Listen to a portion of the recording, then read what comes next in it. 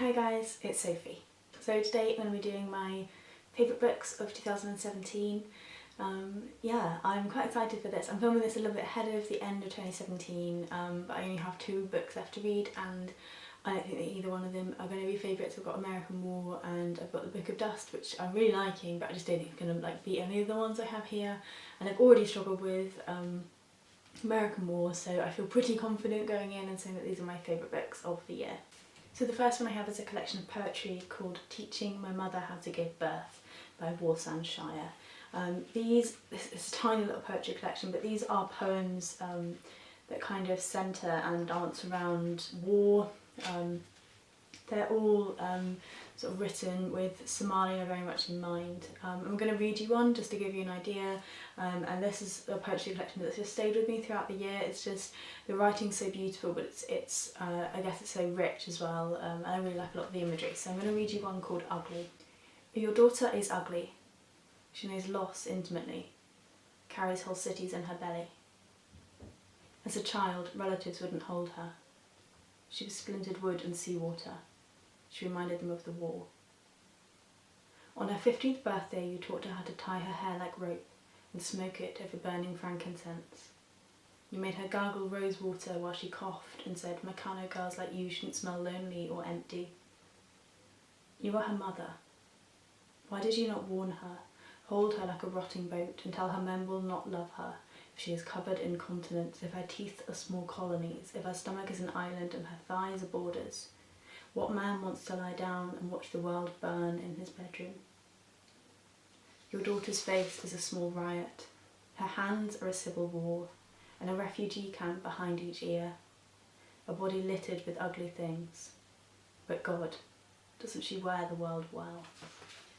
So yeah, favourite poetry collection by far of the year. So if you like the look of that, then please do go out and buy this one. The next one I have is non-fiction, and it is Blue Nights by Joan Didion. This is the first Joan Didion that I read, and I'd read a few things in this kind of vein, this kind of memoir, sort of non-fiction writing that kind of bridges that memoir and poetry and diary. And this is essentially about Joan Didion's daughter, who dies shortly following the death of her husband. It's about her coming to terms with the loss of her daughter, but really kind of understanding what loss of a child is. And I think it's also about her relationship with this woman, who is a grown woman and has her own life, and she's just got married, and kind of remembering these parts of her and losing her as a friend as well as a child, and losing all the futures that she expected her to have. Yeah, it's absolutely beautiful, and kind of broke my heart a little bit. Her daughter also has BPD, which is what I have, and there are a couple bits in there that the daughter, sort of describing how the daughter behaved when she wasn't very well, that really reminded me of myself, and this is one that, having read it, I really wanted to give to my mum and ask her to read it, but I couldn't. I thought it would be too sad for her to read. But yeah, it's absolutely lovely, and really important as well. And you know, talking about loss, it's not often that you read about kind of the loss of kind of grown children. So yeah, I thought it was brilliant, and yeah, I will reread it, but not for a minute or two because it was so sad. And the next one I have is Notes of a Native Son by James Baldwin. First James Baldwin that I had read. I had never read or heard anything really about him before. I'd heard his name, but I'd never really watched any of his debates or anything.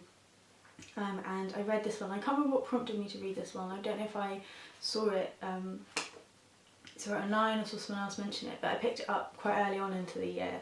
And this is a collection of sort of essays talking about race relations in the States. It's written in quite a strange manner because although James Baldwin is a black writer, he's almost writing it as though he's with white people. It's a bit of a strange one. But for me, probably because I'm kind of almost the intended audience in that way, I found it a really sort of engaging first read. Not my first read on kind of race relations, but with the kind of all the emotion there, I suppose. A lot of the things I've read have been quite cold, and this wasn't cold at all. This is one of the books that I have gone through and sort of underlined pieces from. So here, it had something to do with his blackness, I think, that he was very black. with his blackness and his beauty, and what with the fact that knew he was black but did not know that he was also beautiful.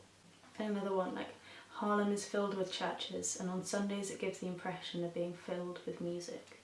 Like, the writing is just gorgeous, and it's so poetic and beautiful. I'm planning on reading more of his fiction in the future, obviously not next year, but yeah, he is someone that completely struck me at the beginning of the year. I've watched all the kind of archival footage of him that I can find, because the way he speaks and the way he kind of engages with people is just so beautiful as well. So yeah, he's definitely going to be someone I'm going to read more of, and this is my favourite because it was kind of my first exposure to him, and it was just, I was just so shocked by how much of it was just so beautiful. And you guys know that's something that often makes my books my favourite books, is that kind of precise beauty, and I think he really gets that in this. The next favourite I have is one that I wasn't expecting, like, having picked it out, I really wasn't expecting it to be a favourite of the year. It's not the kind of thing I normally read and like anyway, but I just loved it. And it's Night Train by Martin Amis, and this is a story about the death of a young girl who is the daughter of someone very high up in the police department. Her death is investigated by a police officer, a female police officer, who is very stereotypically kind of female police officer, yeah, and sort of that like drinking, smoking, very sort of butch masculine female. Now the story itself is kind of a typical, as I say, kind of stereotypical. It's almost like a parody of those kind of stories about trying to figure out what's happened to someone's death, but this whole book is like a trick. And that's why it's my favourite, because the story itself is really good, but it's so clever. Like, there's no way to tell you why I love this without ruining everything, but it's just like, there's just this brightness to it, and when I finished it I put it down and I was like, oh you fucker. Like, it's one of those ones that just kind of makes you stop and think, like, that's so smart. And I've gone back through and read a little bit and seen lots of pieces that make what happens make sense. Yeah, it's not a typical kind of whodunit or what was this death caused by. It's much cleverer than that, and it was just a turn on the whole kind of genre and the whole idea that I'd never had sort of come across before. So yeah, there's that one. And the next one is Why I'm No Longer Talking to White People About Race by Reni Eddo-Lodge. This is the book that taught me the most in the year of 2017. I've read lots of non-fiction this year, but this is the one that kind of opened up a great big hole in my knowledge all at once, and I really love it for that.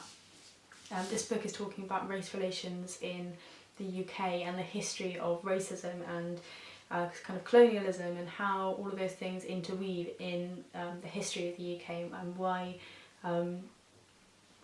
why you can't afford as a white person to step back from the conversation. I read this in a couple of train journeys and was just completely like glued to the book, and just loved it. And I've sort of been reading bits and pieces, and Black and British, which I haven't wrapped up. I've just been listening to it on and off on audiobook, but that's brilliant as well, and just talking about the similar kinds of ideas, and learning all about that. And then also when doing my research for around the world, I've been obviously choosing from lots of countries that had that colonial sort of past, and taking into consideration kind of what I've learned from this book has just really enriched that process. Yeah, the book itself is so good.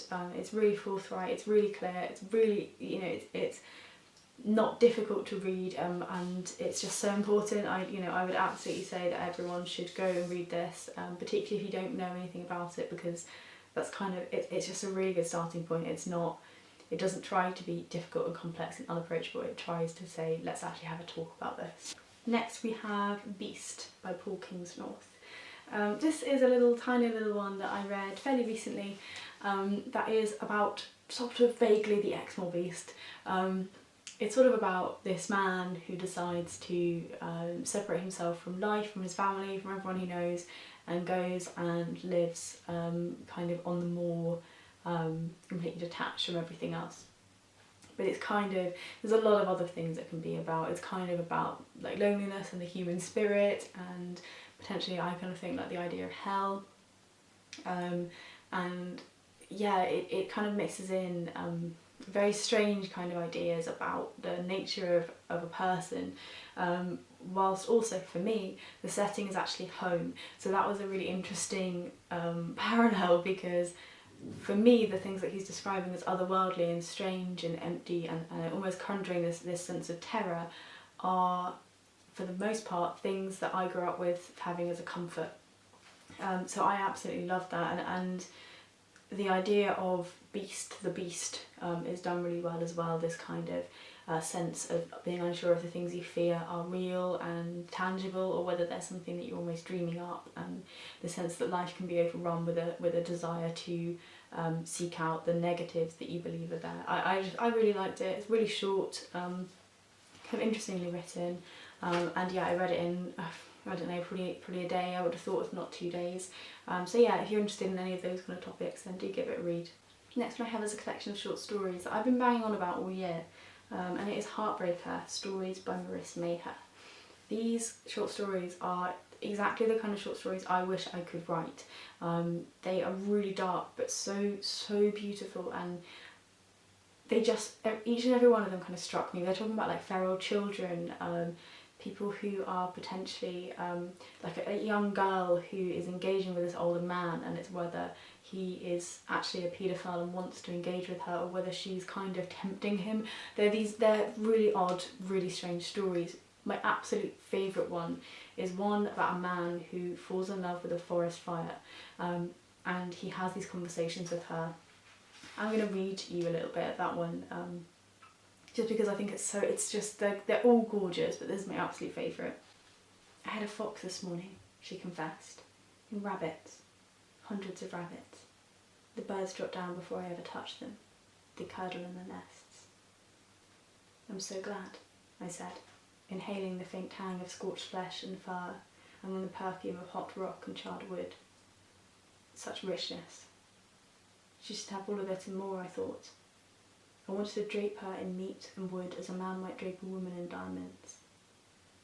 I lay there for as long as I dared, recklessly abandoning the mask for minutes at a time, gulping great lungfuls of smoke.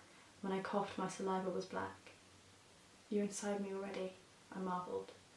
Yes, John, she sighed, and isn't it nice?